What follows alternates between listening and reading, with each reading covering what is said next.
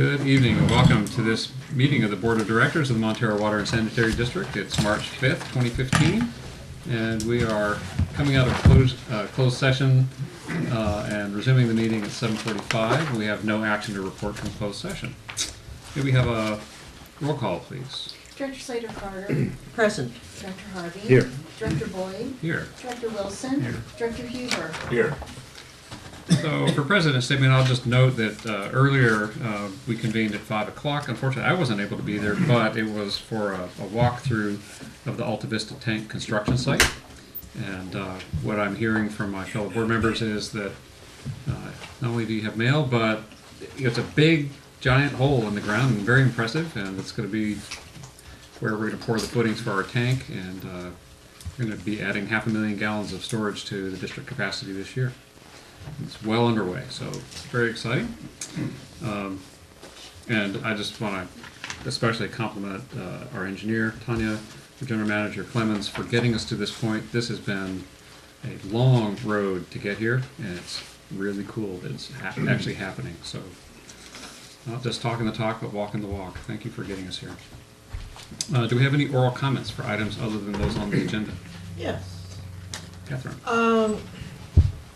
Something that was in the patch today, and I think folks should be very interested, is that the County of San Mateo is very concerned about the cost of housing, particularly, well, rentals and ownership. And so March 17th at the Board of Supervisors, there will be a hearing at the Board of Supervisors on this issue.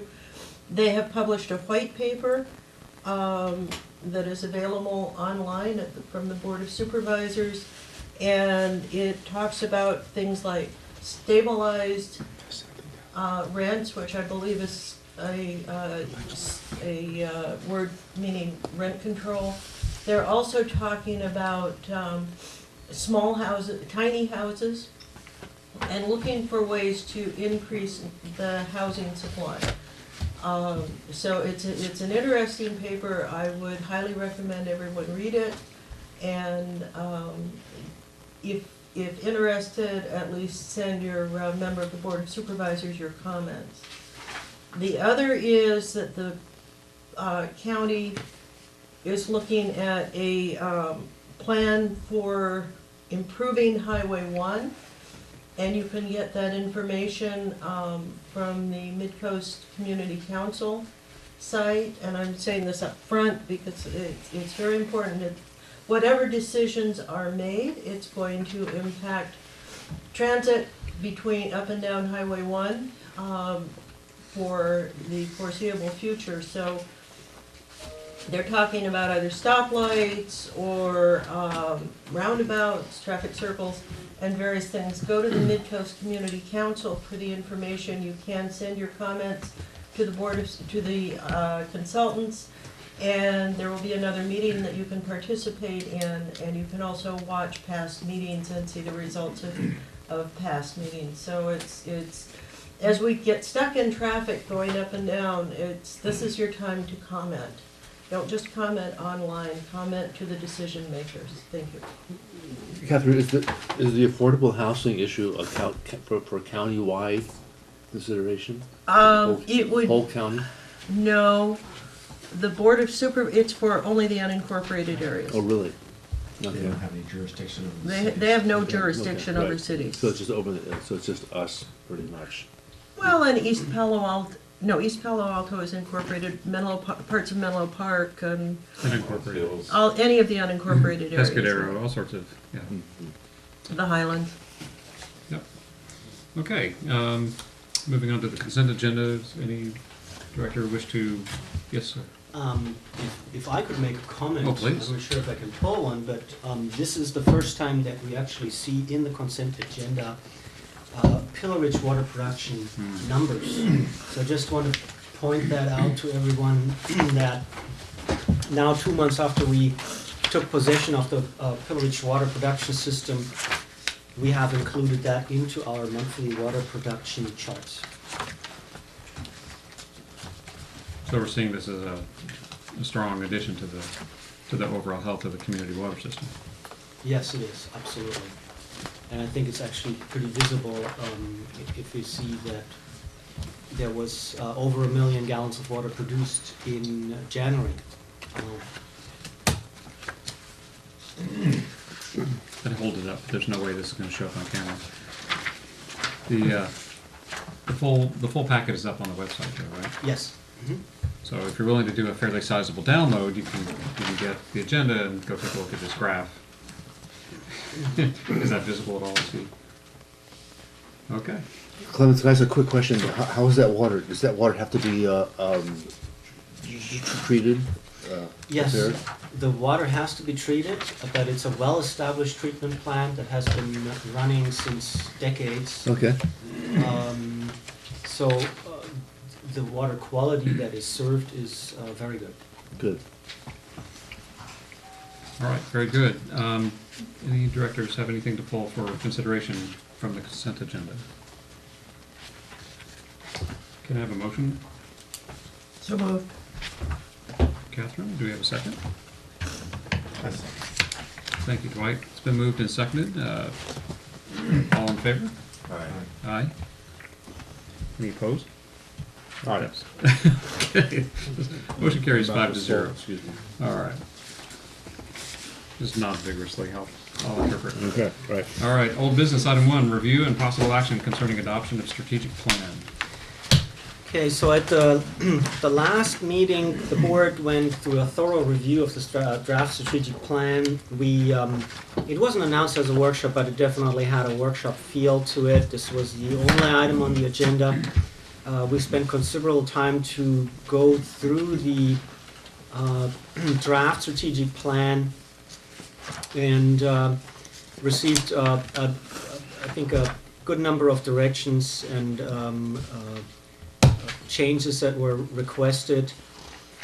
We have now a revised mission statement that has been incorporated. So all changes, everything has been now incorporated into one document that is in front of the board. There is, however, one additional change that I would suggest to include into it, and that is the addition of 6.2.3, assess field staff levels to improve system reliability in conjunction with the sewer collection system maintenance agreement. I think that's something that we have been talking about since years, and I think the time is right to take a look at, we're utilizing more and more our water staff for sewer purposes. How can this be integrated? How can we complement SAM in their efforts to maintain our collection system? And that is something that we would like to incorporate at last minute, so to speak.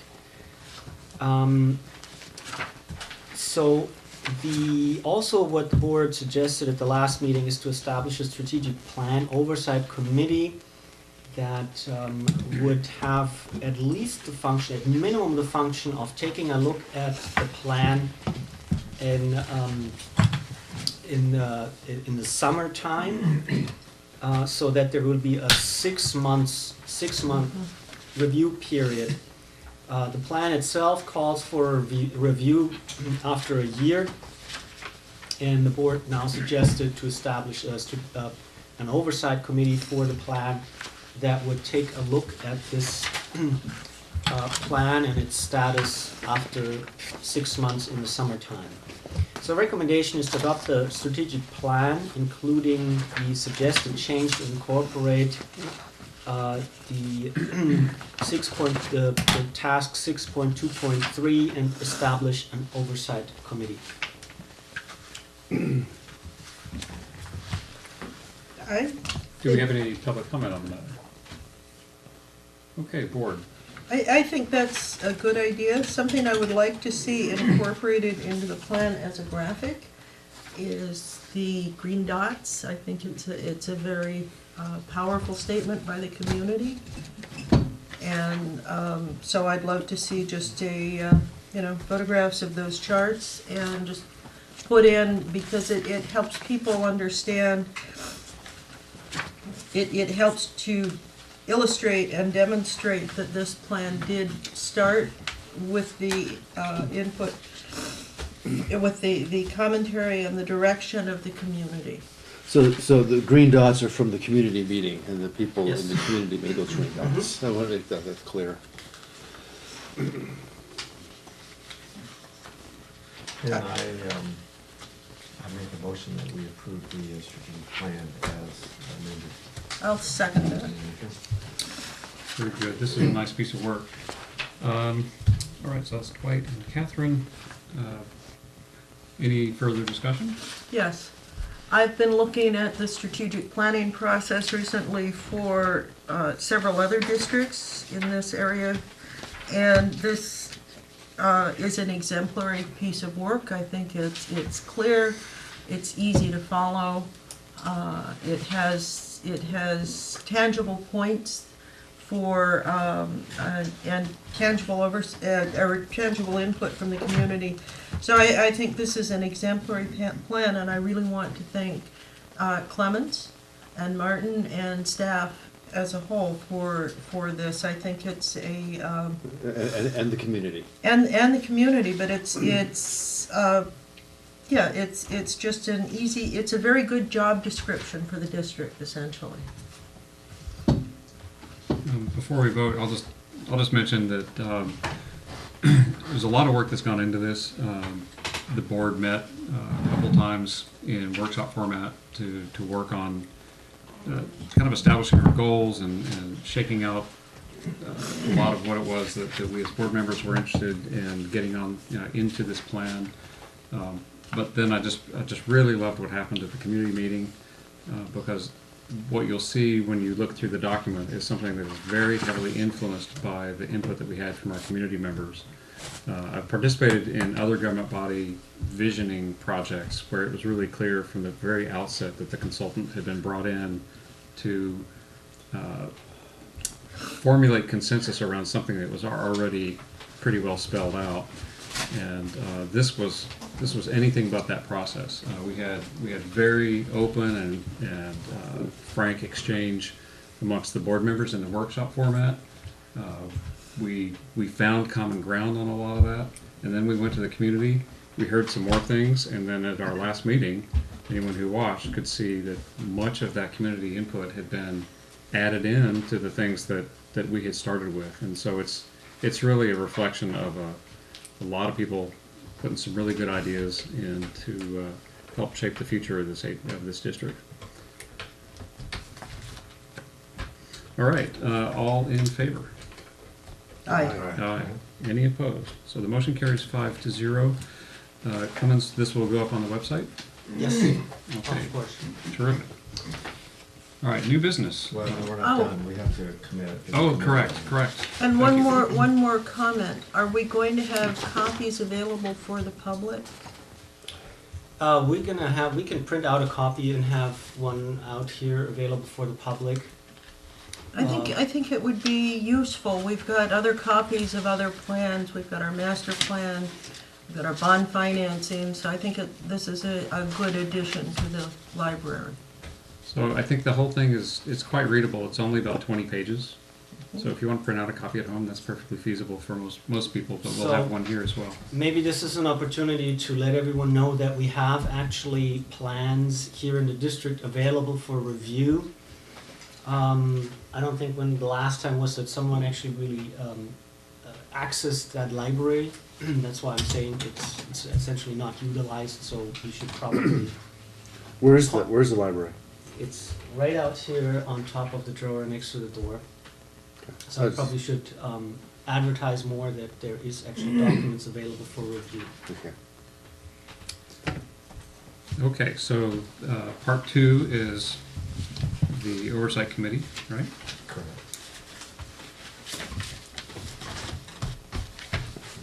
Any willing volunteers for this? Yeah, I'm interested, and I think you're interested in, and if it's okay with the group, maybe that might be the right selection process. If everyone's in agreement, we can simply do it by showing agreement, and then we can take a vote, or we can just hold them out in agreement. So You and you. No, Catherine Okay. You and and so Catherine and Dwight. Good thing I You asked. and So you Catherine and and you. Dwight. Yeah. You know, on second thought. Actually, it's you and hey you. So by mutual consent, Catherine and Dwight will be our strategic plan oversight committee.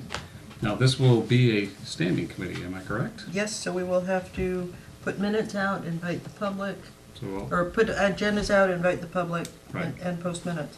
okay, terrific. All right. So the two motion makers as our committee. But other board members cannot attend committee meetings. You can, you just can't say You have to anything. sit in the audience and you have to be stoic. We will put a burqa over your head. So, new business, item 1, That's a review and bad, possible action concerning that's- draft 2015 water rate study. Oh, over So my just head? a short introduction that essentially after the adoption of the reserve policies in 2013, the board authorized Bartle Wells to prepare a water rate study that includes the consideration of the new reserve policy and makes recommendations to increase the district water reserves over time. Bartle Wells presented a draft rate study in 2013 after the rate committee reviewed and discussed the study with interested citizens. However, the budget was adopted before the completion of the rate study. Background was we had still some money left in our Prop 218 limit, so there wasn't an immediate need to adopt the study. Now we've picked up on that study within the 2 years or the year and a half. The district's financial situation has changed significantly. We have a much better forecast for the increase in water connections that we can make. We have the centralized airport treatment plant. We dropped that off the capital improvement plan. And there is a very big story essentially behind that that allows us to do that. It was not clear for the first over 10 years that this district has owned the water site that we will not build the centralized airport treatment plant. So this is a huge savings in the millions of dollars range. So now Bartle Wells has prepared a draft rate study for the board's review, and will present their detailed work. The plan is that we finalize the study at the March 19 meeting, and that is really something that has to happen if we want to raise rates according to according to the plan by July 1. So Prop 218 timeline requires that we adopt the final study at the March 19 meeting if we want to have enough time to implement the new rates by July 1, 2015. So at this point, this is an informational item. We would like to discuss the draft rate study after it's presented, and would like to see directions given to staff. So I would hand this over right now to Alex Handlers with Bartle Wells. The problem is I can't get this unit to work. I'm missing the right cable. But we have printouts available. So I apologize for... Is that what we've got in our packet? It is in the packet This too. one? No, Isn't it in the, no, it's a little bit different. I think. was it different than what's on? But it? I can zap this to you guys with computers. Thank you. No, you Just changed one the more. pictures. Do we? Yeah, you added one. What kind of cable? No, this is your, this is your, this is your, You know what kind of cable you need? I have never been able to get this to work. No, but what cable do you need? HDMI? Something that plugs into USB. I don't think I have my cable with me. Yes. Should I do this from here? Is that the Yes. appropriate Yes. location? Yeah, and it's not amplified, but it's for the Yeah. recording.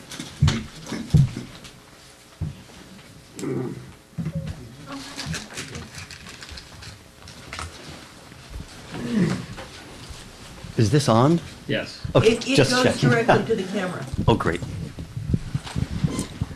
Very good. Well, nice to see everyone again. Thank you, Clemens. I think you just gave a good intro to what we're doing here. I'm just going to walk through this pretty quickly. I mean, obviously, if you have questions, cut me off, or at the end, we can open it up for discussion, questions and answers. But basically, I'm going to talk just briefly about, the background, the financial plan, update, what the finances look like. We'll talk a little bit about the rate structure of Prop 218, and we added something at the end about some cost comparisons with other agencies. Just real briefly, we started to look into that. Background is that you guys have been doing a good job, from our perspective, keeping the water rates moving in the right direction. That's really the underpinning of everything you do here financially, is what you do with your rates, the revenues that come in. So you've been doing a good job of keeping the rates moving in the right direction. Now, really, your last rate study, as Clemens mentioned, it was completed in 2010, so that's going back, 4.5 years or so. And at the time, you adopted 2 years of rate increases that you thought would be necessary. When we started this study back in 2013, we very quickly realized that you hadn't fully increased the rates as anticipated because you didn't need to. But that left you with additional authorization under your old Prop 218 to raise rates these last couple of years. So you essentially took 2 years of rate increases and spread them over 4 years, which is great if you can do that. Now you're at the maximum. And as Clemens mentioned, things have changed for the better. The financial outlook is a lot rosier than it was. Your capital program appears to be lower than it used to be going forward. The projects have been reduced. The airport treatment well was over $1.5 million, is out of the picture, which results in lower future debt service and financing projections. You've acquired an integrated Pillar Ridge and are using their facilities, and you now have their customers. There's costs associated with that, but it's benefits as well. The moratorium, even though that was lifted years ago, for all practical purposes, it's been very difficult to get any development through here in recent years, but that has changed as well. You've got some pent-up demand, whether it's the Big Wave project or redevelopment or meter upsizings. So we're anticipating an elevation of revenues coming in from your connection fees. So bottom line is your costs appear to be under control. Things are looking pretty good going forward. We updated all the financial projections, and what we do when we do that, we try to build in all the latest and greatest information that's available. No one ever knows 100% what the future is going to hold, but you try to build in the best, err a little on the conservative side, and look long-term, and then aim your rates in the right direction. Understanding you might have to make a few course corrections along the way, but if you're looking long-term and aiming in the right direction, you're going to be keeping your district in good financial shape. So we did that. We used the 14-15 budget as our baseline. We used 4% cost inflation for planning purposes for most operating costs, and for water and wastewater, O&M costs tend to go up more than typical CPI. For growth, we built in 20 new connections per year, plus 15 new fire service connections, plus a handful of meter upsizings, which we think is on the conservative side based on the current situation. We built in the new CIP. We added in some additional personnel costs, $25,000 per year for a new part-time person helping out, processing some of the new development stuff. And also, we've already built in 20% of salary of personnel costs to account for retirement benefits, bringing the salaries up to market rate, things like that. So that's all baked in here. And we obviously included the new debt service. Yeah. Can we stay with that for a second? So what are your assumptions on that 20%? Can you break that down as to how you portion that? We just use kind of in the big picture from talking with staff and stuff, like a 20% of the personnel. 20%, are we assuming that, obviously a percentage of that's for retirement, a percentage of that is for additional staff, and a percentage that's for salary adjustment?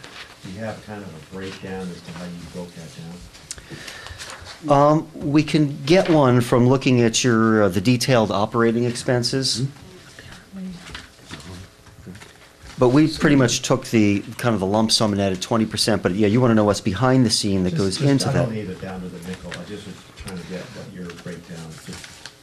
It looks like So essentially, Two-third- the number, there is not really a breakdown because there is not really clarity on what the district will do going forward.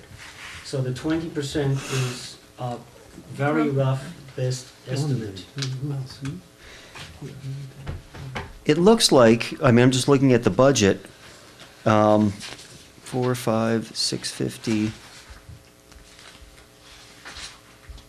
Yeah, it looks like somewhere around 3/4 of it is salaries, or 2/3 to 3/4 salaries, and the rest is benefits underlying, so the 20% would apply to all of that as a whole. But again, this is just a rough plug number that we incorporated for the time being.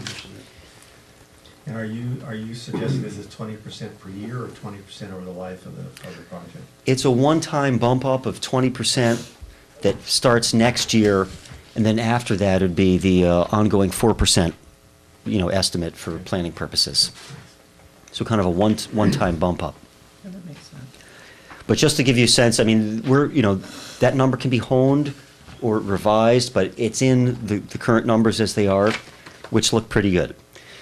We also built in the new debt service. I mean, obviously, the Alta Vista tank is, approaching completion, but hopefully by the end of this year. But that's a pretty expensive project. The good news is you went, instead of just going to borrow money from the bond market, you took the extra effort and went for state revolving fund loans, which is a fantastic program. You have 2.3% money with a 20-year payback. So that, equates to getting partial grant financing when you can use these low-cost financing programs. And also there's going to be a planning loan. Originally you had a planning loan to help with the initial efforts towards figuring out how things were going to work with the airport treatment well. Well, that project is gone. The state revolving fund program has said you can use the remaining funds on other projects here in the district as well. So that's nice. That's 2.1% money, but you have to pay it back over 5 years. So low-cost financing is fantastic if you can get it. So that's all been built in. And if you go to the next slide, slide 6, we mentioned things are looking good from a financial perspective. It doesn't look like you need much rate increases going forward, minimal rate increases over the next 5 years. We built in small 2% inflationary rate increases. Last time we were here, a year or so ago, it looked like you need rate increases in the high single digits. But as we say, the costs have come down, the capital program's down, you've avoided some projects, and now it looks like you're in good position, and going forward, you should be able to stay in good position with pretty minimal rate increases. We did build in 2% rate increases. We like to see agencies keep, even in period times when it are good, to keep those small rate increases going, even if they're pretty minimal. That prevents the need for larger rate increases and, keeps rates in line with cost inflation. The impact of that, if you were to do 2% a year, would work out to be about $1.40 per month for a typical single-family home that uses about 10, 11 units on a bi-monthly basis here in Montara.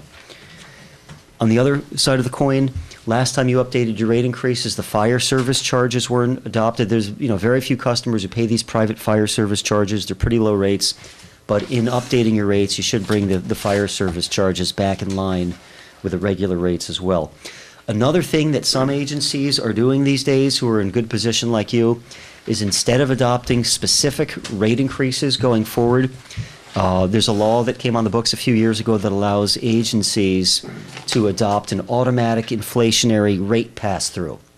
You still have to go to the Prop 218 process to do that, but what you put in your Prop 218 is kind of the formula or approach for how you're going to increase rates, whether it's by the CPI or some other blended measure. There's other indexes out there. And then each year, if you did want to implement the pass-through, you'd have to send notification to the ratepayers 30 days prior to implementing that automatic rate pass-through. It's not a Prop 218 process, it's just a informational notice. So that's something that some other agencies have started to kind of take advantage of, but it's not that widely used. And most agencies aren't in the situation you're in. A lot of agencies are facing the need for rate increases. It seems like you've got your rates up where they need to be, so you're looking at just small inflationary increases going forward. The other thing we noticed was that your water fund reserves you're kind of just below the minimum target levels that were adopted last time. So if you fast forward to slide 7, that just shows kind of a graphic of the expenditures going forward. You can see the bottom part is the blue section, shows salaries and benefits. And that's why there's a little bit of a bump up in the first year. That was that 20% increase that we talked about, plus a little bit for the part-time position. The other operating costs kind of escalate at 4%. And the other thing that's increasing your future expenses, obviously, is the new debt service that's coming online. Could you speak to that more for the public, please? The new debt service? Yes, please. You bet, yes. The district has taken advantage of a couple of state revolving fund loan financings, which are low-rate subsidized financing programs. One is to fund the Alta Vista tank. That's a little over $2.9 million in total borrowing. With a 2.3% rate and 20-year payback, annual debt service is going to start coming in line probably in the middle of next fiscal year at about $185,000 per year. So that's something that the rates are going to need to be funding a new cost. And on top of that, on a more temporary basis, is that $500,000 planning loan, a little over 2% interest, 5-year payback. So that's going to cost a little over $100,000 starting next year. They haven't billed you yet for it, but we think they will soon. And that's going to be there for 5 years. But then that $100,000 is going to go away because you'll have that fully paid off. Moving on to chart 8, that shows a projection of fund reserves based on the financial plan projections that we just talked about. Now again, there's a lot of unknowns going forward. We don't know what your water demand is going to be over the next few years. No one really knows exactly how much growth is going to be there. Again, we try to err a little bit on the conservative side, but the good news was it looked like you'd be getting your fund reserves from where they currently are, slightly below the minimum reserve target levels, to something higher than the minimums, which is good, to healthier levels. These are not excessive fund reserves for an agency your size, but they are certainly healthier levels of reserves that'll give you more of a financial cushion for dealing with unanticipated expenditures. Who knows what happens with growth in future years? If you had an emergency capital project, it sure doesn't hurt to have a little bit in the bank. And also for future rate stabilization. So that's kind of the big picture. We also took a look at your water rate structure. And to remind everyone, the district's water rate structure includes 2 basic components. You pay a fixed charge on your water bill every 2 months. And it varies based on meter size, with small meters paying a lower fixed charge than larger meters. And then there's also quantity charges based on actual metered water use. You currently have 4 tiers. So people buy water first in the lowest tier. Then as they keep using more and more water, they'll step into these higher rate tiers. And the only thing we wanted to say about your rate structure was that, you went through kind of a more involved process back in 2010. There's no single correct or wrong way to have a rate structure. There's many acceptable ways, but you had been through this before, and what you did back in 2010 was a few things. One, you reduced the fixed charge that people have to pay. So that's good for folks who use lower amounts of water. They're paying a less fixed charge on their monthly bill. And we also aligned the charges with meter capacity for the larger meters. On the quantity side, you transition from having only 2 tiers to having 4 tiers, which is very common in this area, and also increase the conservation incentive. So the rates were essentially low users got a little bit of a break. They pay a lower fixed charge, and there's more conservation incentive for people who use more and more water, which is driving additional costs in the district, have to pay incrementally more as they step up in their levels of usage. And the fixed charges were set to recover about 30% of revenues, variable charges 70%.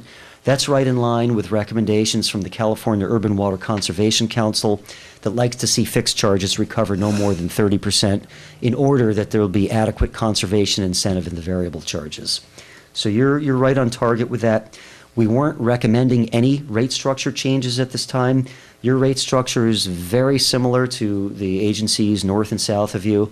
However, if you did want to look at rate structure revisions, it's always welcome too. We didn't think there was a compelling need to change anything. Something we had, the board had, had discussed looking at the rate, at the quantity charges, the rate structure. So I think that the rate committee consists of Catherine and myself, I believe. And I think I know there is some input from the community, so maybe we should look at that. We brought this specifically to the board, when was this? In August last year, I believe, when we went forward with the essentially preparation of this rate study, and asked the board specifically the question if the rate structure should be revisited or not. The direction at the time was for this current rate structure not to revisit the rate structure.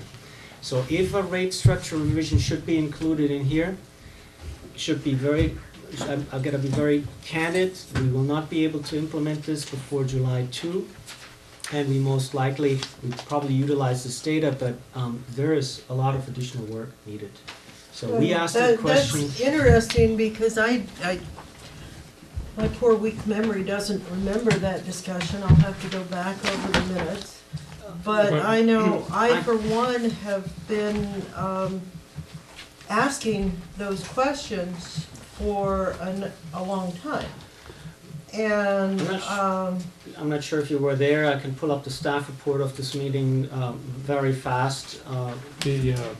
What I recall is that we identified the need to do it, but decided to proceed with this because this was something that we could get done, and the other is something that doesn't have to be tied intrinsically to this year's rate study.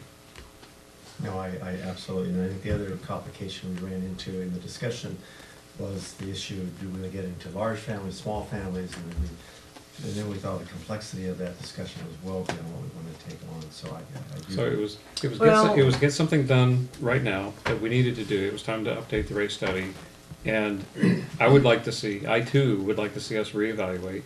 You know that I've been trying to figure out if there's some mechanism that seems more fair, especially when it comes to homes with more people in them. I had a phone call this week from someone in that situation who was calling about a different matter, but he brought that up as well, and very impassioned. We know that we've made some efforts. We'd like to fine tune them, so I'm very supportive of us doing that. But I'm at the same time, what we've got is what we were asking for, and I think we should dual track these things. I don't think one has to be. I mean, we've got to set rates for this year regardless, and if we're going to make an adjustment to how we did the tiers or something else altogether, I want that to be something that's really well informed and thoughtful, not something we're trying to rush in on this year's budget. However, August was 7 months ago. I'll look up, maybe it was in November or so. We've had a little difficulty getting some of the most recent water data. I think there's like a transition to a new billing system, so they've been looking into it, so we're still waiting on some data. That said, we'd be happy if you want to set up a rate committee or something like that, call at some point, because there are some. Committee. Yeah, no, So but if there we wants just to be need to something convene. set up. And we haven't convened in 7 months. I think to Scott's comment, I think we're saying that you absolutely can do it. I'm absolutely firm that we should pull these apart. Because I think you're going to find if you start getting involved in the tier discussion, you're going to want to make sure you give yourself plenty of time so you incorporate. I think it was June, wasn't it? It was I'm looking it up too. August 21, 2014, when we went to the board with this specific question. So I'm hearing clear interest that the committee meet, and we have a comment from a member of the public. And before he comments, I want to pitch in. We've long talked about having public involvement in this kind of discussion, and I'd like to encourage that. Who was the committee again, Scott? I'm not going to disagree with your memory on it being you two. Well, I know I'm on it because I was on it with Bob, and I don't remember who replaced I Bob. believe it was myself. Yeah. So if that's okay with everybody, let's encourage them to meet soon Yeah. and kick this off. Bill Kehoe, if you, do you want I to? want to talk on this, but I don't want to interrupt his Oh, okay. presentation, so I can wait till the end. All right, thank you, Bill. So- I'll just read it. There's no right or wrong. We're happy to look at any alternatives, and if There might be some simple things you can do with your rates to accomplish some of the things that I think I'm hearing you might want addressed with your rates. So I think it would be beneficial if we had maybe an offline talk with the rate committee to kind of go over some of that. But there's no right or wrong with rate structure. There's nothing wrong with what you have, but it sounds like there might be some tweaks that could make to address some of the concerns that are out there in the community. So, Well, I think from the perspective of the economists perhaps, but from the perspective of policymakers, we are getting a lot of feedback. So right or wrong does get to be judged by the people who are giving us the feedback. Right. So just to understand the public perception here is actually a key element of our decision making.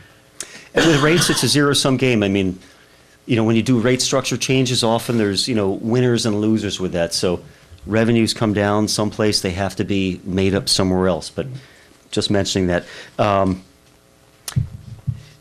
Okay, we're happy to look into anything, so I guess we'll communicate with Clemens and take that forward. Moving on to slide 10, that's just a summary of the current rates. Your fixed charge for most customers is the $25.59 per month. It works to be about 84 cents per day.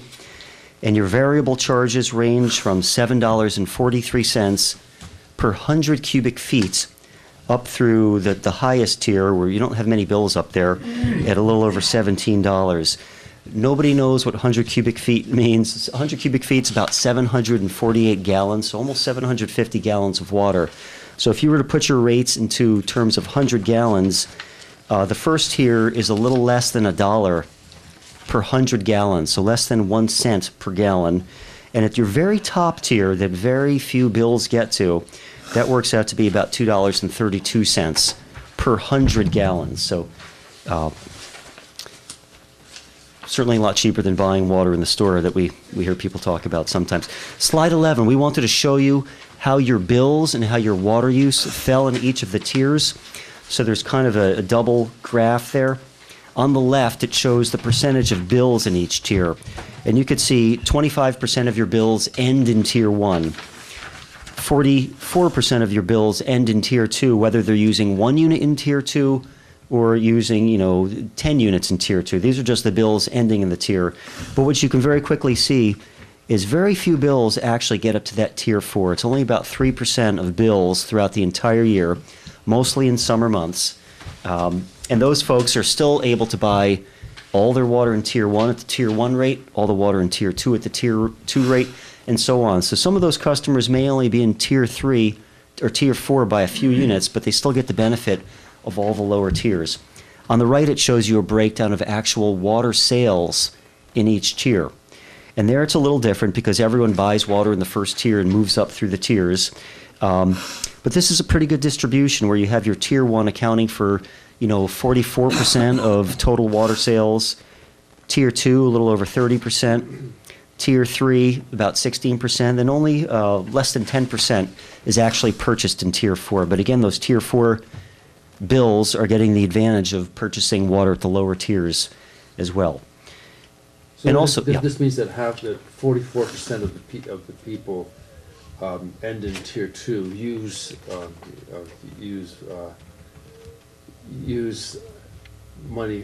water from Tier 2. 44% of the people use. Yeah, they might only be buying 1 unit in Tier 2, or maybe 10 units in Tier 2, but it's just they made it, they crossed that threshold to the next tier. Right. Just to give kind of a rough breakdown of where your bills are ending up. So this is a pretty good distribution, and it doesn't surprise me, because I know in the past, when they came up with these rates, they kind of evaluated your water use and tried to come up with tiers that kind of made sense for your district's usage patterns. Sometimes we work with an agency, and it will turn out that their Tier 1 use is, 87% of their water, and Tier 2 is 3%, and Tier 4 is 2%. But yours are pretty well distributed, where mostly in Tier 1, a little less in Tier 2, and a little bit, less and less water gets sold as people step up to the highest tiers. I know we talked about this last time, but because you haven't been through this in a number of years, if you did want to move ahead with any kind of rate increases, you have to go through the Proposition 218 rate process. And what that requires you to do is mail notice of all the rate increases to all the property owners and ratepayers out there. Then you have to wait 45 days before you hold your public hearing. And at the public hearing, the rates would be subject to majority protest. There's no vote on water rates, but if more than 50% of the parcels submit written protest against the rate increases, and usually typically tell them how they can do that in the notice itself, but if that occurs, then you can't move forward with your rate increases. It's rare that happens, but there are some communities where there's a lot of organized opposition where they do hit the 50% threshold. Prop 218 also has some substantive requirements on rates. There's been a little more kind of policy leeway given to public agencies in the past regarding whether the rates comply, because you have to meet both, not only Prop 218, but there's other parts of the California Constitution that require conservation and that, water be used for its highest and best purposes, Article 10 of the California Constitution. There's a court case out there right now that is challenging one agency's rates. They have tiered rates, and the court is essentially saying you have to have a cost basis for that.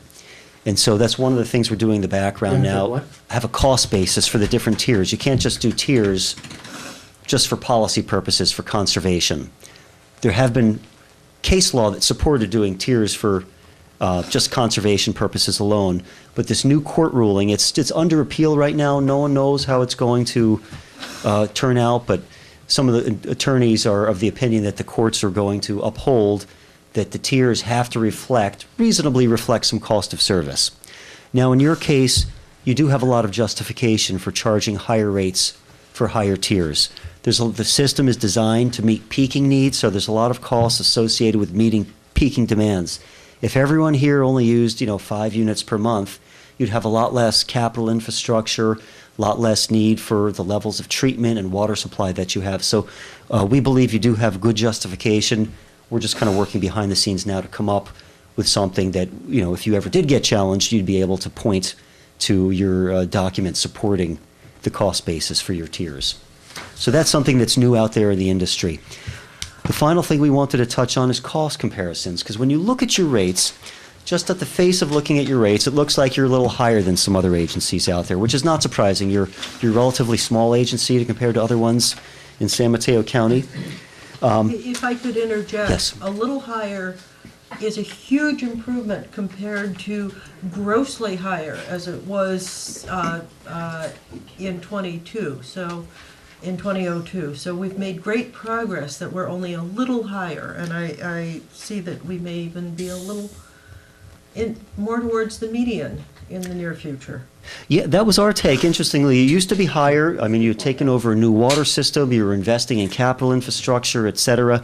But now you've kind of got costs under control. You've done rate increases over the years, but they haven't been as steep as a lot of other agencies out there. One of the reasons why your rates are higher than other agencies is because your use is a lot lower. So you have to recover all your fixed costs over a much smaller volume of water sales. The rates are higher, but people buy less water. So if you actually look at the median bill for someone here in Montara, and we were just kind of doing some back end of the envelope comparisons with other larger agencies in San Mateo County, it looks like your bill for a median using customer is relatively in the middle range compared to what a lot of other agencies charge for their median customers. Now, their median customers tend to use more water. So their rates look lower, but people are buying more water for their regular needs. So you're kind of in the middle of the pack, which we were impressed because you're a smaller agency. So the way to phrase it would be the cost to a median use customer is in the middle of the pack compared to all the other with the other districts. That is our take, yes. And as you point out, we're not dependent, our supply is not dependent on the SFPUC. So our rates will plateau, whereas others will be spiking in the near future. That's exactly right, and that's what we're seeing now. You've kind of got your rates up to that plateau, and it looks like you need, minimal inflationary rate increases going forward, which I think is fantastic news. We work for a lot of other agencies in the county. The wholesale rate, you guys have done a good job of gaining water independence and keeping the supply local where you've got the control over it. Most of the other agencies in the county are dependent on water from San Francisco Public Utility Commission, wholesale water. Well, those rates have doubled in the last 5 years, driving up rate increases all throughout the peninsula.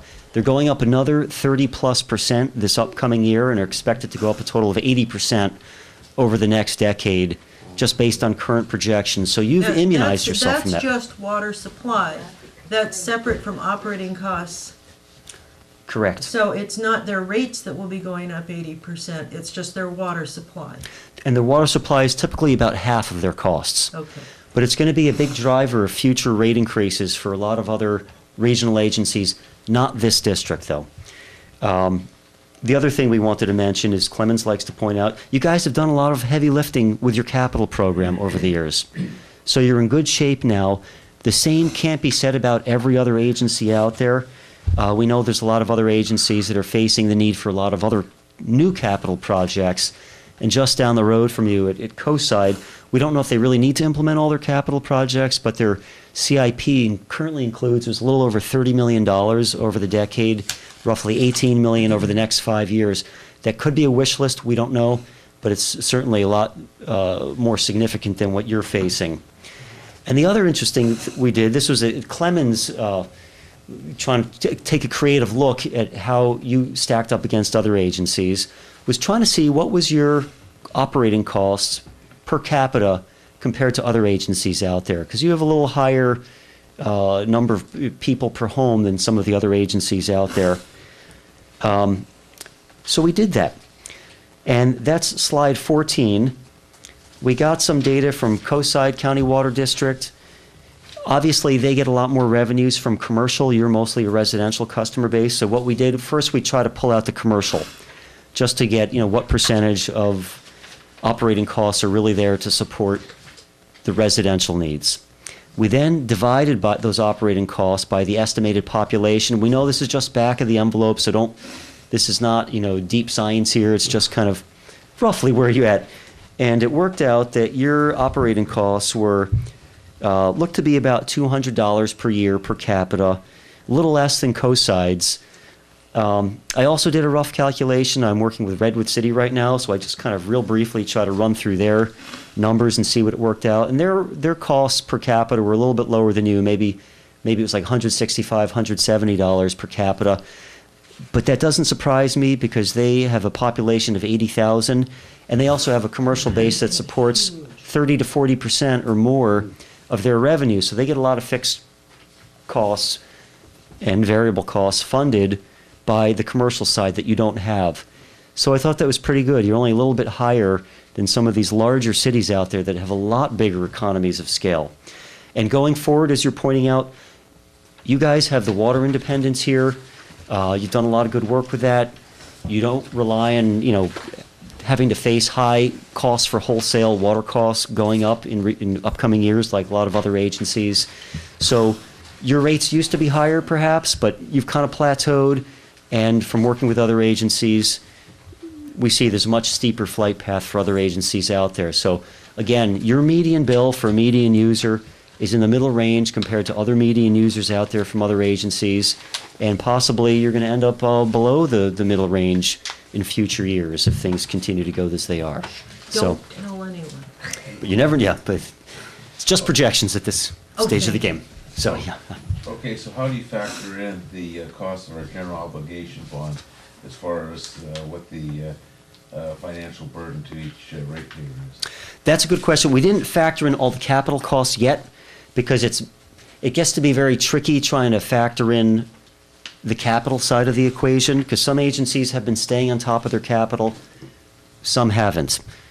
You've got your GO bonds, which have so many years to go, then they're paid off. You've got some other debt service that you're going to be paying for state revolving fund loans as well. So we didn't bake all that in yet to these comparisons on the capital side because we didn't have good data from the other agencies as to what they're really going to be spending. But you're right, there are additional costs that everyone here in the district has to pay for the acquisition of the water system. There's only a limited time you have to pay that. Maybe it's another 18 years. 18 years to go, and then that will be gone. That's down from 30. That's right, yeah. Right? So almost 12 years ago we started that, and we're more than a third of the way through.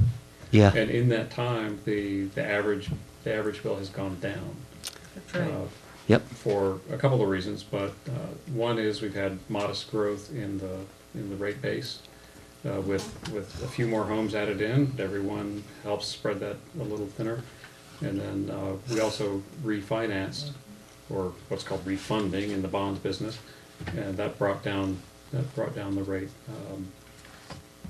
considerably. So between those two, if you look at what an average home was paying on the GO bond at the beginning, like I think we were paying something up around $850, and that's moved down considerably since then. So more than a third of the way done. Very good cost containment on that.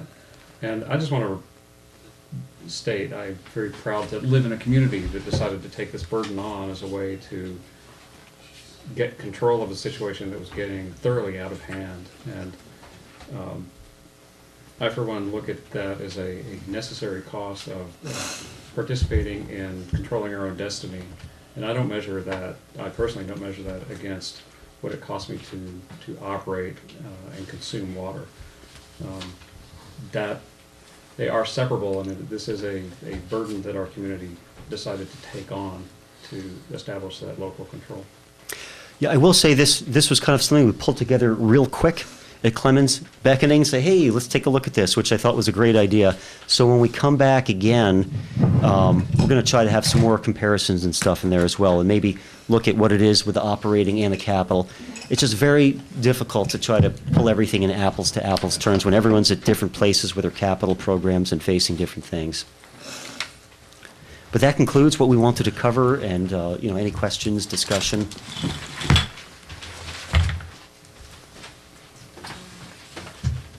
We have a comment from the audience. Bill? You come to the mic.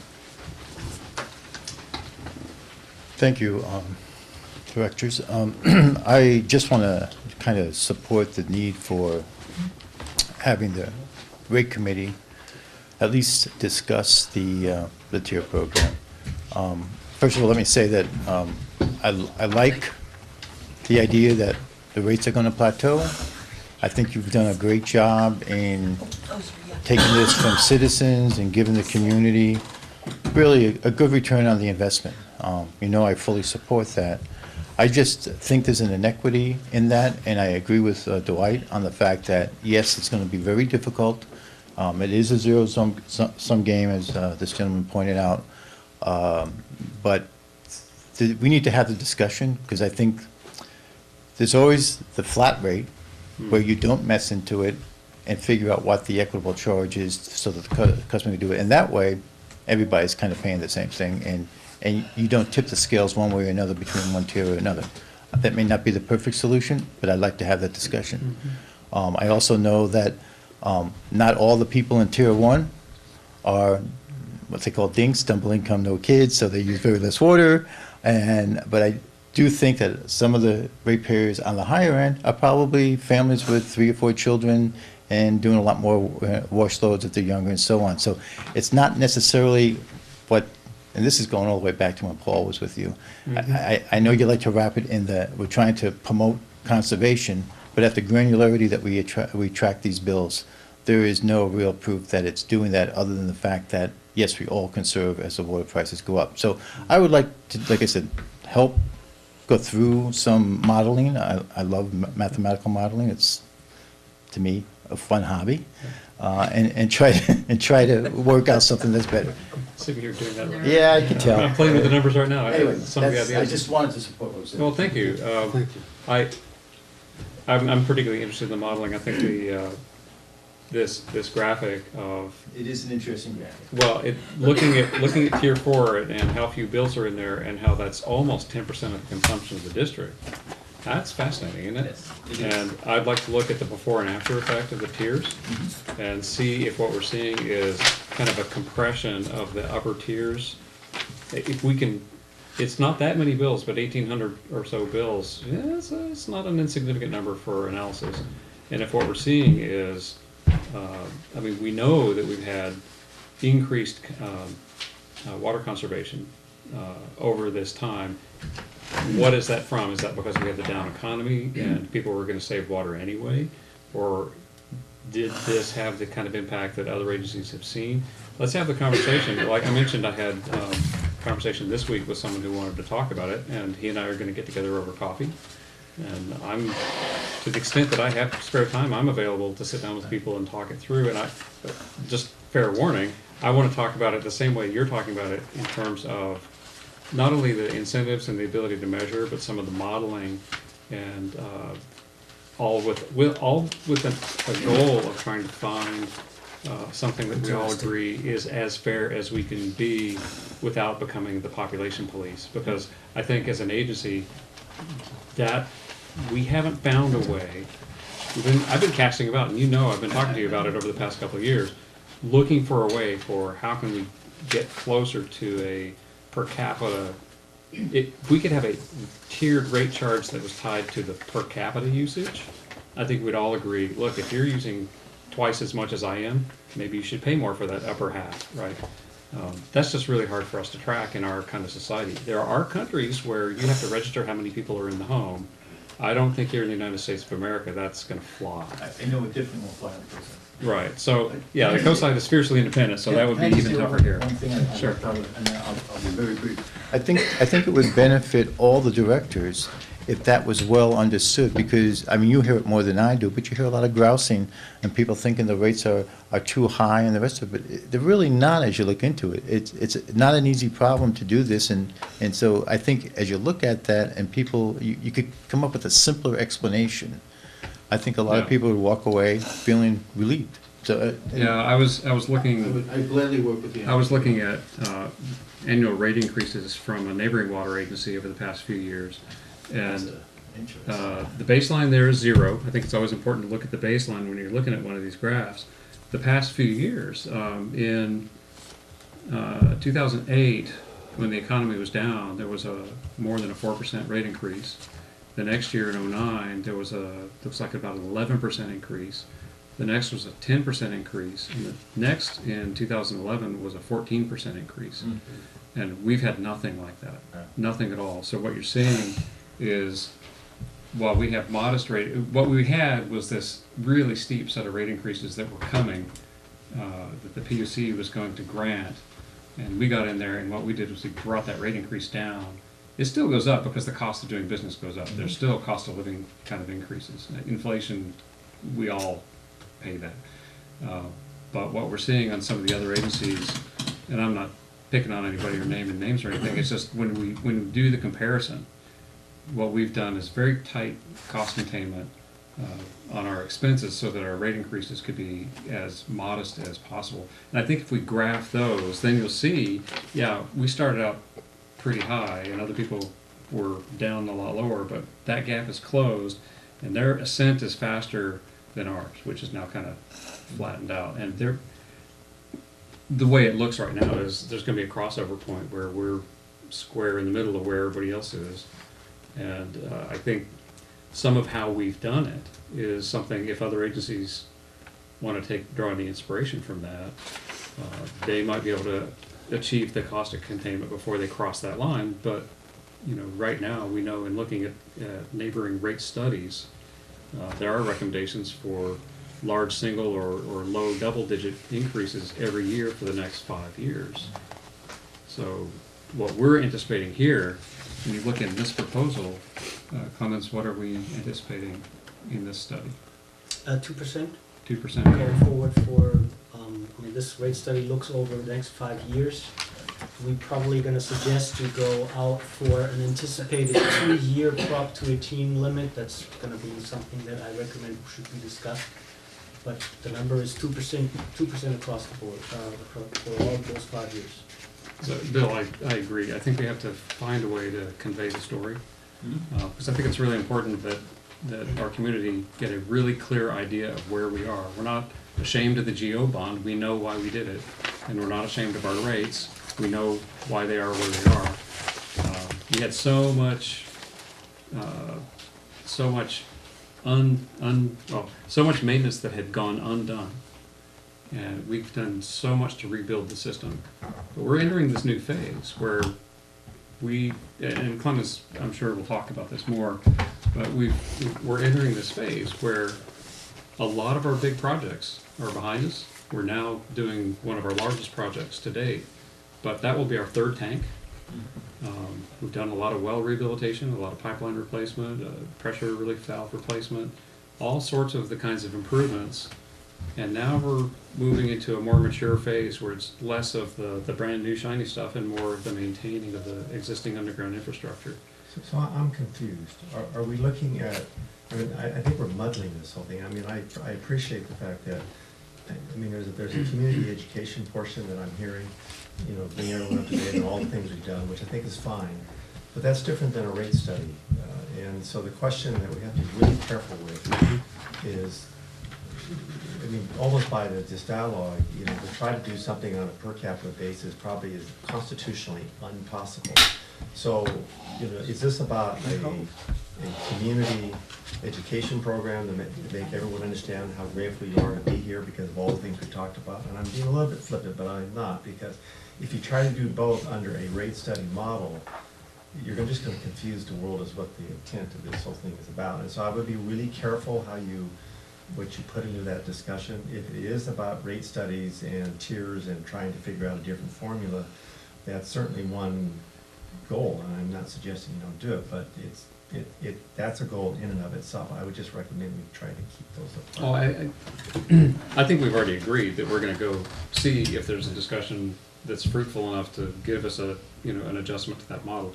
The rate study's in front of us, but the reason I'm talking about these things is it's inevitable that the community wants to talk about this every time we talk about the rate study. And I think it's important that we go ahead and say, yep, we're going to talk about that every time. What we are here to do tonight is look at the rate study. And so with that in mind, let's turn our attention back to the particulars of tonight's rate study. Bill, thank you very much for your comments. So we've got a bunch of numbers in front of us. We have a presentation. Board, do we have questions? Do you think we have another public Sid, comment? we have another public comment. Thank you, Sid. Is it my turn now? Yes, Sorry. please. I was waiting patiently to be called, and I think you skipped me. No, just Okay. take more time to get to you. Carlisle Ann Young, Moss Beach. It's not really this agenda item, but you brought up the GO bond, and I'm just curious. I haven't seen it on my tax bill, my property tax bill, for a little while, so I was just wondering, where is it embedded in my property tax bill? Because if you'd said it was going to be 15 more years, I haven't 18. seen it for maybe 3 years, I don't think, or 2. Oh, no, it's there. Maybe we need to send the tax collector around to your You house. should have two line items under your ad valorem taxes. One says Montara Sani bond, and that would be the one that would be just the general obligation bond. And you would see a second line item that says Montara Sani dist, and that would be your sewer service charge. But that's based on the wet weather months and all of that. Right. So That's- the other one, I don't believe I've seen for a while. It's there. Some people pay that through their home loan. I don't. Okay. Thanks. Well, Okay. I would. I'll look again. I hate to tell you, but I would suggest you call the county tax assessor and. I don't want it if it's well, not on there. I'm not going to say anything. Tell me your name is Scott Boydman. Hey, I already blew the whistle in December that I didn't get billed automatically on my MasterCard, so No. that brought up a whole nother issue. Honestly, if you think there might be a billing error, better sooner rather than later to figure it On out. the So- bond. Yeah. I've suggested I follow up with you offline, maybe tomorrow, taking a look at your tax bill, figuring out. Sid, If I can- you're brave, but it's the right thing to do is to ask these questions. So, I have a quick question. What percentage of reliance on this rate study is on having Big Wave come in? I'm going to suggest pretty minimal. I mean, part of it, we did assume 20 new connections per year, whether it's from big wave or redevelopment, and from talking with staff. Redevelopment? Well, I mean, people, building it, I think there's some pent-up demand. Infill, Yeah, okay. Infill and, maybe taking a smaller, older house and building something newer there with a meter upsizing. So the thoughts were that those were conservative numbers on the low side, considering the pent-up demand that was here in the district. That said, it's a little bit of a guessing game. If Big Wave was postponed, it certainly would have a negative impact on the future growth. It And- will be yeah. postponed. Let me be clear here. The impact that Big Wave has on this rate study is 0, Thank you. okay? The 20 numbers for the new connections and 15 for PFPs is essentially now an estimate that we can produce in-house. For example, we have seen within the first month and a half, 7 referrals come from the county for single-family dwellings in Montara, Moss Beach. That's in January? That's in January and portion of February. Okay. There is another factor in here, and that is the conversion of wells. The board has asked in the strategic plan to consider financing mechanisms that allow users to convert, well users to convert to the system without the heavy financial impact that the connection fee immediately poses. That is something that we're working with Florida Wells on as well, and we'll be Good. bringing forward later this spring or early summer. Great, good. So in short, this estimate does not rely on large developments. Okay. Good. Large developments, we have some clear indications, like Big Wave, that large developments are absolutely possible in this area and might be coming forward. And I'm saying everything that is more than a single family dwelling. Right. So there is other factors that we haven't even really considered, like the additions of granny units, for example, et cetera, et cetera. So there's a number of things that we see right now, restructuring, legalizations of illegal dwelling units, et cetera, that all are going to play a role in collecting connection fees. What we essentially see here in the rate study is a shift from financing the capital improvement program through, for example, loans with the SRF or the O-bond proceeds to rates. Right. And that without an impact to the ratepayer. Thank you. In looking at chart C, which is in the staff report, but not in the presentation, it's very interesting that using the, after adding in the tier demarcations, it appears there are 781 customers who limit their use to tier 1, and then 562 additional customers who limit their use to tier 2. You can show them if the orange shows up. 283 customers who limit their use to tier 3, and then 174 customers who top out in tier 4. But there, as you can see from the other charts, there's not a whole lot of water that is used in there. So I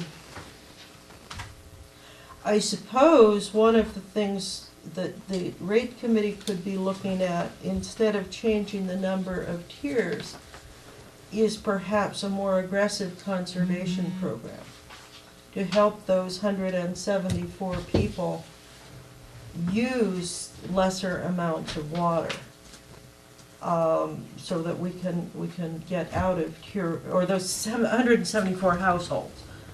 People is definitely the wrong word.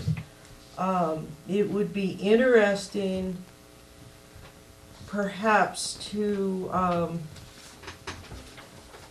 do some kind of investigation, whether it's a survey or what, as to where the water is used in tier before, if people are using their water to pay for their hobby of a nice garden, then better it should come to us than to the golf course for golfing or whatever they use it for. So I am not specifically opposed to 4 tiers, but I do think we need more data perhaps on where those 174 billing units are using their water, so we can perhaps tailor a more effective conservation program. Certainly, we do give rebates for water conserving washing machines, and those make a huge difference. Dishwashers, and there are lots of websites even that talk about how to conserve water in your garden and so on, and maybe we should be looking at that instead of spending a lot of money on restructuring our tier system. It might end up being more cost effective. So, And one more question. What if we went, in using your numbers at what was it, $2.40 per household roughly, if that 2%. $1.40, Pardon me? about $1.40 About for the median bill. $1.40. So if we went to 3%, then it would go up to $2.10. What would that, Clemens, do we have the opportunity to pay down our loans, the principal on our loans faster and reduce our interest costs? I would Not have on to the look GO into bond, that. but certainly On on the SRF loans. SRF and so on. I am sure a lot of people would rather pay a little bit more every month than pay less in interest over the long term. Well, and if you don't want to do that, call me, call the office, whatever, and let them know that you'd rather pay more interest. Well, just remember, the interest rates on these loans are very low. I understand that. And I think, I would recommend that we defer these questions to the rate committee and let them sort of vet this. My concern about this discussion is kind of wandering off the agenda for tonight. I think you guys, I think we've agreed that the rate study's got to get a full agenda and that these questions could be asked. But I think I'd like to stay with the rate study. Well, I think these are part of the rate study, Dwight, and I do believe that there are people in the community who may have the same questions. A 2.1% loan, you can't get money any cheaper than that. You can't, but you're still paying interest. Well, what's inflation? It's a wash. So I'd like to make sure we take a good look at the assumptions that the projections are based on. Make sure we've all considered these, because these are really the policy questions. I went over these in preparation for this meeting with Clemens earlier in the week, so I feel like I've had a lot of my questions already answered, but I want to make sure we've all had the opportunity to discuss it. So I suppose maybe we should just ask the public to submit their policy questions to the rate committee so we can discuss them in private. So let me ask in particular, we've got the number of 20 projected new single-family homes each year, 5 new private fire service connections, and 5 meter upsizings from 5/8 to 3/4. How are we feeling? Are these the kind of numbers that Clemens said that we've already received word on quite a number this year already, and he's thinking that this is a number that the current run rate supports. But we've all got a sense of what's happening in the community. Any thoughts on that? Well, let me ask you a question again, because I've had this. You feel that these numbers are conservative? I feel that these numbers are conservative. I think they are realistic if you subtract any other development that could go beyond single-family dwelling. And again, I'm including their, for the subdivisions, for example, all those things that we see are actually intended right now, moving forward in a couple of spots. that could add significantly more to what we have here. So I feel very comfortable with those numbers. Now, in 2013, excuse me, in 20, I think it was in 2013, we assume, I'm not sure where this came from, but the first rate study that we that we looked at some months ago actually had much lower numbers in it. It wouldn't change much on the recommendations that you have in front of you today. It would definitely slow down the increase of reserves that this district desperately needs. But it wouldn't change much on the recommendation for a 2% rate increase or any other numbers that are in the rate study itself.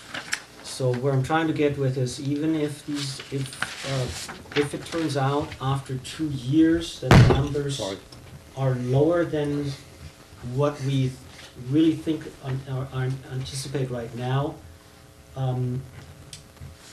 the district will not get into a financial deficit. Also, in 2 years, we will have to probably go out for another rate study, and I think that then we could adjust that in 2 years down.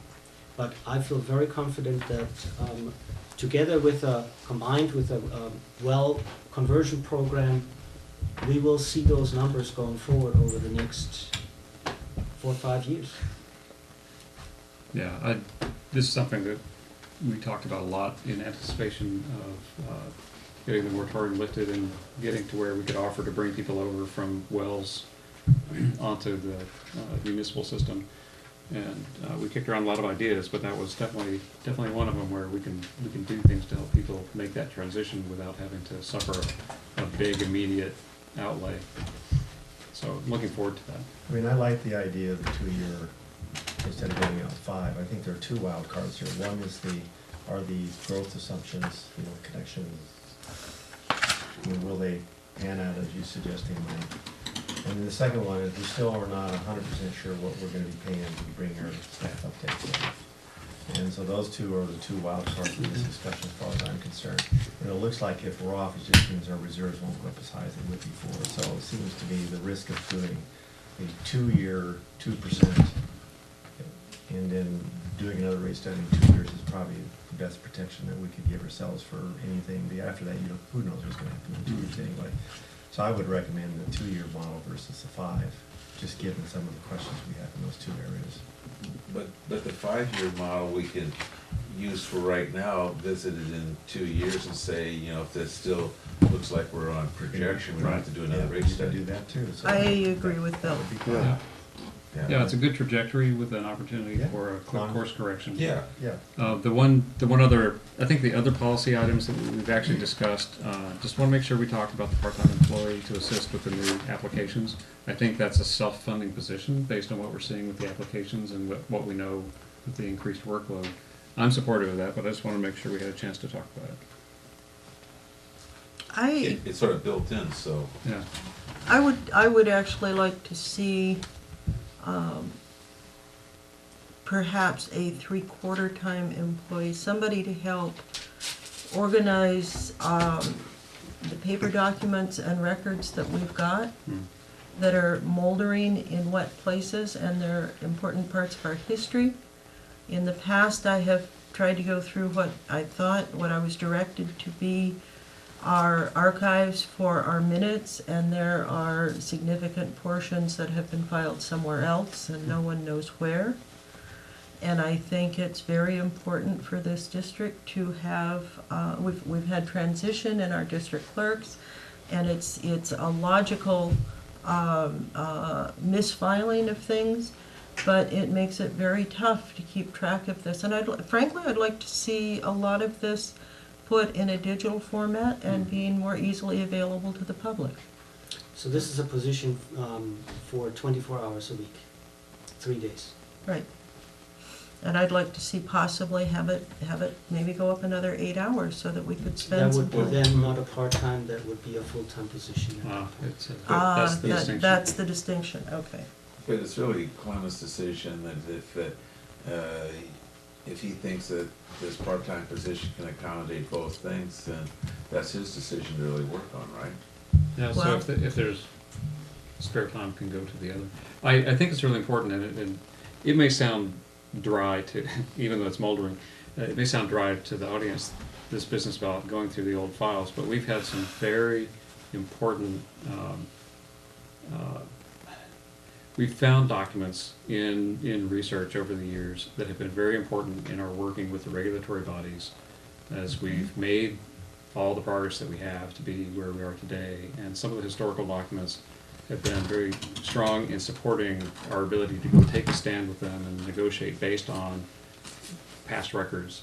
It sounds dry, but there's a reason that Catherine and I support this notion of let's make sure we have the full, as full a history as we can, because a lot of this is legislative record and things that we can point to say, no other agency, you made this promise back then, or this is how you represented it, and it's important for a clear record, and it's really, it's a good thing.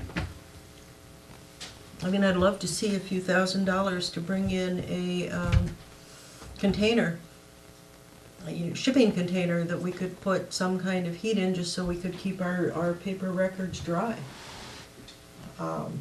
It's a small thing, but those things are very effective. I know I've got lots of books in one in Pacifica.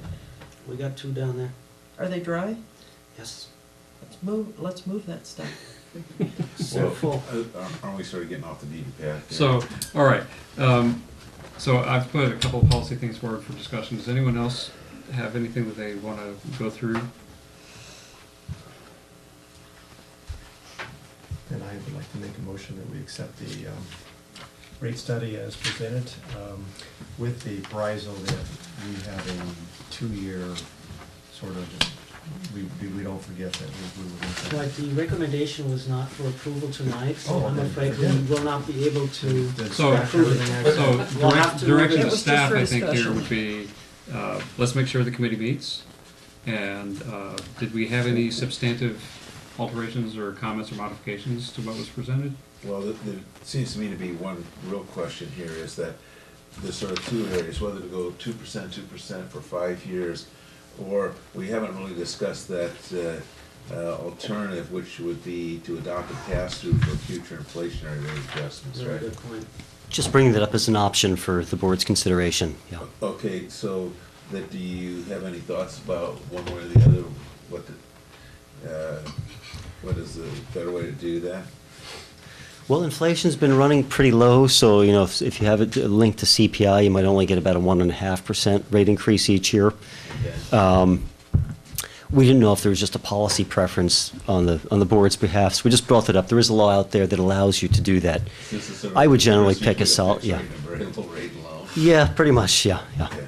I mean, if you're gonna do that, there's even a California inflation rate you can use, and again, that would be probably a discussion item offline. Okay. But outside of that, I don't have anything else. Okay, well, thank you very much. I really appreciate it. This is Yeah. very nice work. I know that Great. it's been some time in coming, so really glad to have it. Yeah. This is a very nice presentation, thank you. Thank you. And thank you, audience, for sticking with us through this. All right, let's see. New business item 2, review and possible action concerning possible leak adjustment for 775 Lancaster Street, Mossby. We expected to actually see the homeowner tonight here in the audience. This is not the case. I suggest that we actually move this item to the next meeting. I think that's a good idea. For the next meeting, having looked through the materials, I'd like to have in the packet any repair records, bills, receipts, as well as a history of any leak notices provided, and a recitation of what staff involvement may have been. And I'd also like to, sorry to dump all this on you, but I'd also like to see, looking at the consumption graph, Yeah. the more recent data, if we can get it, if we could go out and get a read of the past month to see if there was any kind of material change, because I can tell you right now, if they haven't fixed it, I'm not interested in doing any kind of adjustment. Right. Right, and since it stops at 127 and we're Yes. in the March So now. I would like to do everything possible to make it easy to say A week. yes Yeah. at our next meeting, Right. but with what we've got, I can tell you right now it'll be a problem. Is this a formal appeal, Chuck? Is this why it's on the agenda? I mean, I know we have the authority, I mean, has it gone, have they exhausted the administrative stuff first? No, no, the policies there's two different policies that the board has for refunds. One is on the water side. The water side is something that is handled internally. Staff will issue refunds based on a very similar model as the sewer refund policy. The sewer refund policy does not authorize staff to issue the refund. The refund has to go in front of the board. So is this relation to sewer? I didn't even take a quick look at this. So or is this for a sewer rebate or a water rebate? This So- is for the sewer side, a rebate. But is it related to the water use? It is related to the water Because your sewer use. charge is based on water use, right? Correct. We often hear both together. And you then hear what staff has issued on the water side and what we recommend the board approve to issue on the sewer Okay, side. so Okay, so there was no such, Right, so the water side's ministerial Okay, in so- general. so where did you end up on the water side, and what is your recommendation on the sewer side? Just, And again, if it's coming up next meeting, we can defer it, but I just want to make sure that, Let's defer this item, but in general, there are sometimes intricacies, like, for example, the difference between property owner and renter. So we might issue a water refund to a renter and have to issue a sewer refund to a homeowner, for example. Those are the things that complicate this, but what we'll also provide is the information about the water side at the next meeting. Yep. So what we do on the water side. taking up the next one, but I did, in looking at this, I think I came to the same conclusion you did. There's something that doesn't seem quite I right. don't think we're here. done with, You know, that it doesn't look done yet. Yeah, I found I spent a lot more time on this going, that this isn't so black and white. Yeah. There's something not. Well, you know, the funny thing is, you It is. start to dig into the details and it's like, Yeah, what's all this stuff? you know, some huge spikes. Well, all right, well, let's move on to new business 3. And I think Catherine is going to want to be in here for this one. I think we should nominate Catherine. The next item in new business 3, review and possible action concerning nomination of representative on the CSDA Board of Directors. These cookies are- So, this is an item that we bring up on a regular basis, once per year. CSDA is conducting a call for nominations for seat A. We are part of Region 3. For the seat is for Region 3. Catherine has in the past expressed an interest in serving on the CSDA board, and therefore we prepared a resolution that would allow Catherine to run for seat A. So the recommendation is to adopt the resolution authorizing the nomination of Catherine Slater Carter as Region 3 representative to the CSDA Board of Directors. anyone else interested? So move. I'm going to insist Second. that Jim do it. Well, Jim, withdraw my motion. Sure, I'll make that motion. Since you weren't here, Catherine, we decided to go ahead and let you continue on. Oh, well, thank you. All right, so what I'm hearing is that Dwight moved and Jim I second that, and Jim seconded, right? yeah, And then I withdraw after we had this. Did you little dispute withdraw? over here. that's okay. Oh, so So Jim made the motion. Jim made the motion. Judy, go ahead and choose whatever you want. Okay, I'll second it then. So Jim and Bill, to stick Catherine with this onerous responsibility. Any further discussion? All in favor, say aye. Aye. Aye. Opposed? Motion carries 5-0. Sewer Authority Mid-Coast report. Okay, we had a meeting on February 23rd, and at that meeting, our general manager, Robert Hopkins, gave notice. He'll be working his last week will be, the week. What? Yeah. It's for Let me finish. Yeah, go ahead. He has a family health issue. And so he has to give notice. He chooses to give notice for family health reasons. Okay. His last week will be the week of April 20th to the 25th. So we'll go through pretty much April, most of April. It's very sad that we accepted his resignation, and with regret. He has done a great job. Yeah. Rob has done a great job in his district. He has brought the district, the Sam district together. He has hired new people, and he plans to hire. He plans to hire more people. There's a staff shortage. He has begun reorganizing the department, cross-training, and filling the void left when Tony Poland left. He has worked on capital maintenance improvement with the intertie, water, sewer force main replacement, pumps. He has replaced worn-out parts in the treatment plant. He has full support of the staff.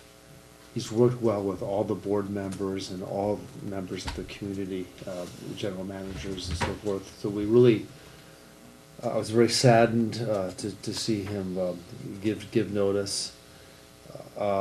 So in the meantime, he is looking at hiring.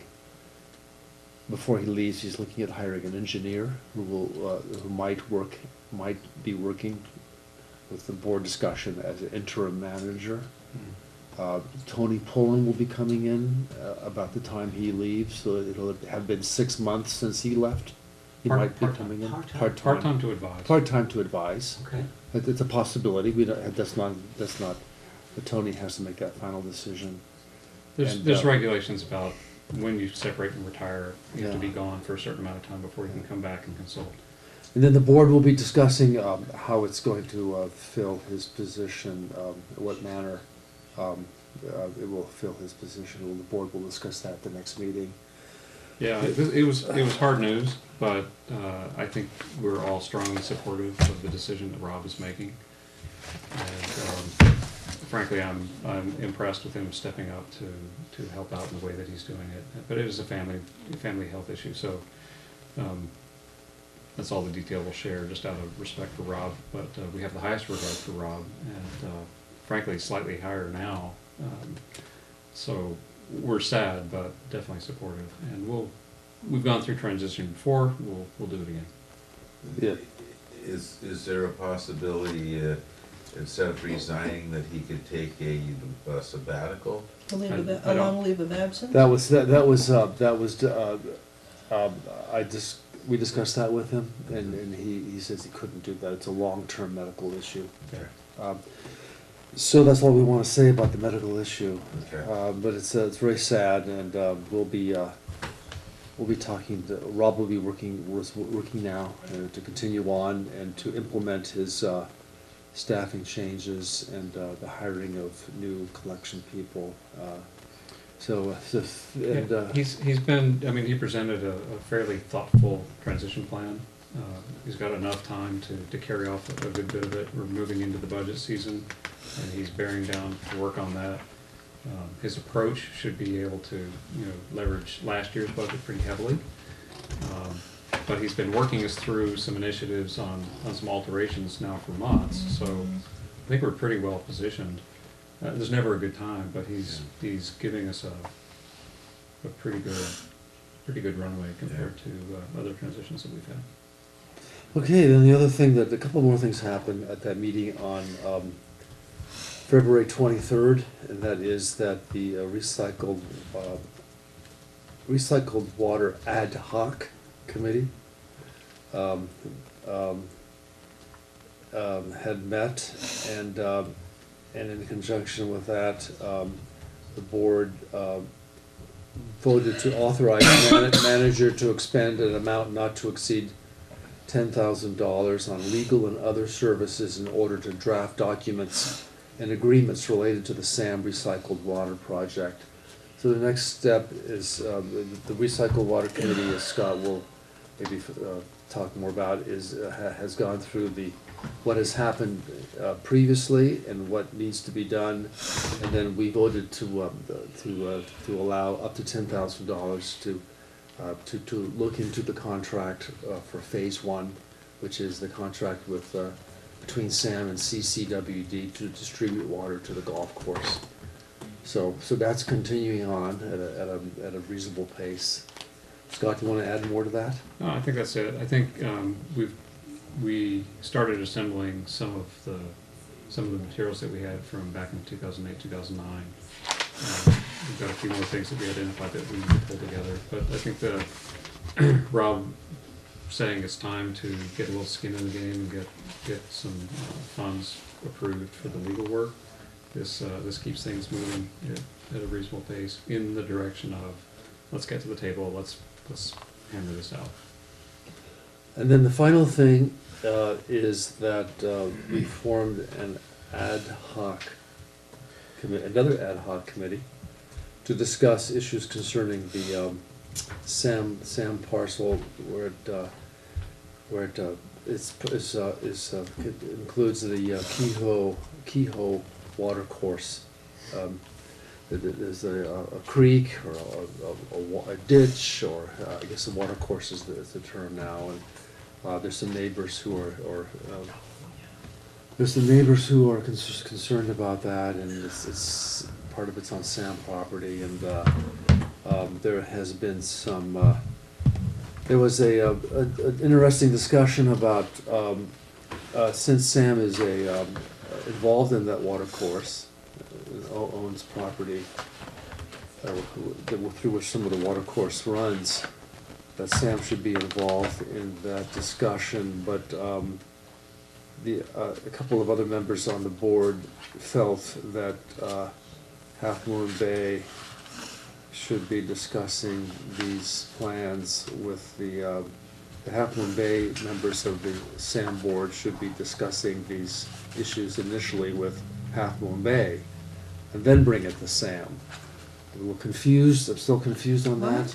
Maybe Scott can help that confusion. I don't think we found consensus on that point. Okay. The city has met with the neighbors a couple of times and presented plans and is pushing towards option 3 out of 4 options. The city has not shared any of their plans or thoughts with SAM. Have they shared the options? I think we finally got our hands on a copy, but I can't say that the city was really in a sharing posture on that. We are trying to encourage our friends at the city to consider the fact that since option 3 would be entirely on SAM-owned property, that perhaps it would engender a good working relationship to engage with the property owner early in the process, rather than come along later and say, here's the project that we're going to do on your property. Is this under the new city manager, or was this all the old city manager and the new city manager hasn't now, caught so up? New city I've got manager and new SAM board members. So we're encouraging them to work in a spirit of cooperation, and we've had our tense moments, but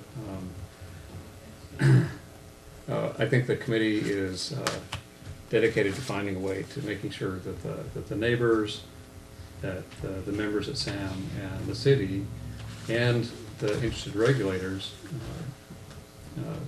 Fish and Game, Fish and Wildlife, Coastal Conservancy, Regional Water Quality Control Board perhaps, Army Corps of Engineers and others, the RCDs undoubtedly can have some interest in this.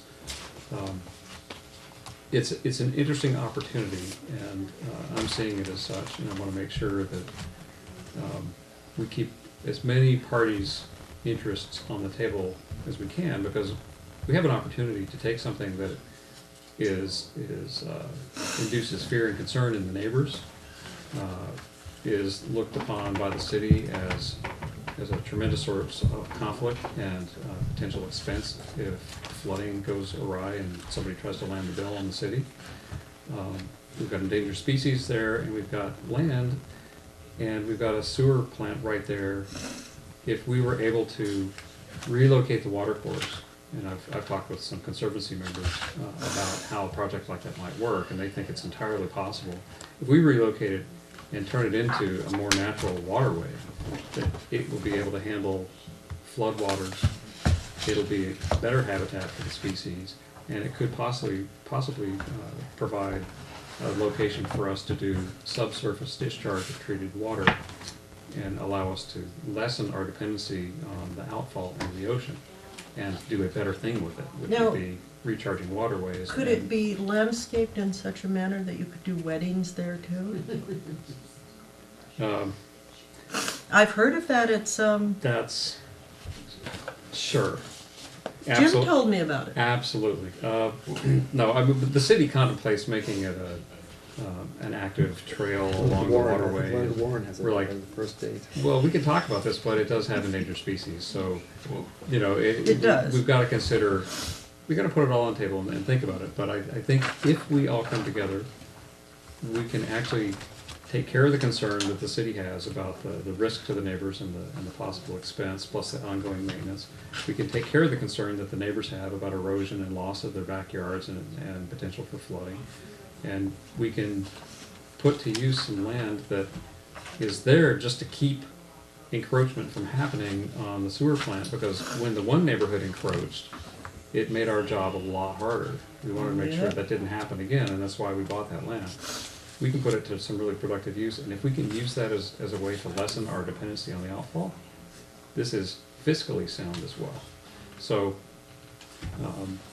I see it as a big opportunity, and I took a little time after the meeting to talk to one of the Half Moon Bay directors, and I strongly encourage, let's just find a way to sit down together, and I think we will.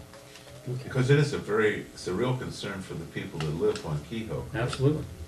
And that was originally, it's not a natural water course. No, that's right? actually, historically, it goes It back is. 150 years it was a creek. Okay. It got channelized at some point, and, you know, cities back in the 50s or whatever, that's just what you did. You Yeah. straighten it out, gives it more capacity, line it with concrete, it's all good, right? Well, that was, For the first, that kind of thinking didn't really last. And Pacifica had a creek that they did that with, that a few years back, they went and turned it back into the natural thing, where they flattened out the banks. You mean They San made- Pedro? Yeah, Yeah. and there's a really good website with some really good pictures of the before and after, and they turned it into a natural waterway. It's beautiful now, Yeah. and it no longer floods. It's no longer filled with trash. It's steelhead habitat that actually runs all the way to the ocean. It's fantastic. But the people that live on that street have dealt with this for quite a long time now. They have. Now, it's never manifested into the thing that they feared. They have been losing their backyards as it erodes. That has to be dealt with. And I think if we can get everybody to the table, we can move through that fairly quickly. I think we just have to stand up and say, hey, look, Sam's here, Sam's gonna be part of this, and we're gonna help get it done. So if you change the course, what do you do with the old creek alignment? We'd have to work that out with the regulators. But I think if the Conservancy supports a relocation project, Then you could fill it? you might be able to fill it, or you might be able to leave it as is, but not have, without the water running through it, it's not gonna be the erosion risk. So, Okay. you know, maybe just let it revegetate and stop getting in there with chainsaws and cutting it all the time. yeah, it may just, If it grows with willows, it's gonna stop eroding. I mean, there's all Yep. sorts of natural things that can help out here. That as long as it's the waterway, that you can't do. But the relocation, we can almost certainly get some grant money to do this. The city is anticipating a very long timeline for this, several years. So we'll get in there, we'll start talking. That's it. Thank you, Scott. Okay. Mikos Community Council. yes, to pick up on the traffic study that I was talking about, the meeting will be at Cypress Meadows on March 11th at 7 p.m. And again, it's a major issue for everyone who lives here to go. I would recommend going and making your opinion known, because things will be happening whether they hear from you or not. So, That's the place on the way to the distillery, right? right, Okay. right. And it's very, very kind of the owners of Cypress Meadows to make it available to the community. So a big thank you to them. Okay. CSDA report, Nothing to report. CCWD and CCWD committee report. No news. I was supposed to hear from Cossack County and have not heard from Cossack County. I suggest at this point that I would like to encourage the committee members to reach out to Cossack County Water District at this time. I don't see that I am able to schedule a meeting with them. Okay, At so this we point. should reach out to the board, to the corresponding board members? Yeah. Yes. That sounds good. All right. What I can do is find out who is on the committee, because that might have changed. Yeah. Yeah, okay. Thank you, Clements. Okay, And that's what Jim, you and I will need to have a little phone call about that, and we'll figure out what we need to do with it. Okay, Bill, good, thank you. twist some arms. Twist some arms, get him to the table. Sweet talk. Attorney's report, no attorney. Director's reports. Yeah, I was talking to the owner of a small golf course in Walnut Creek, and he was telling me that given the drought, he's going to have to close because he can't get any water for his golf course. And I just wanted to use that to reinforce the necessity for us to, for Sam to be working towards recycled water. Apparently, golf courses are on the bottom of the state necessity tier for water allocations. And I'm sure if you're a golfer, you have a different opinion of that, but the state or the water agencies don't.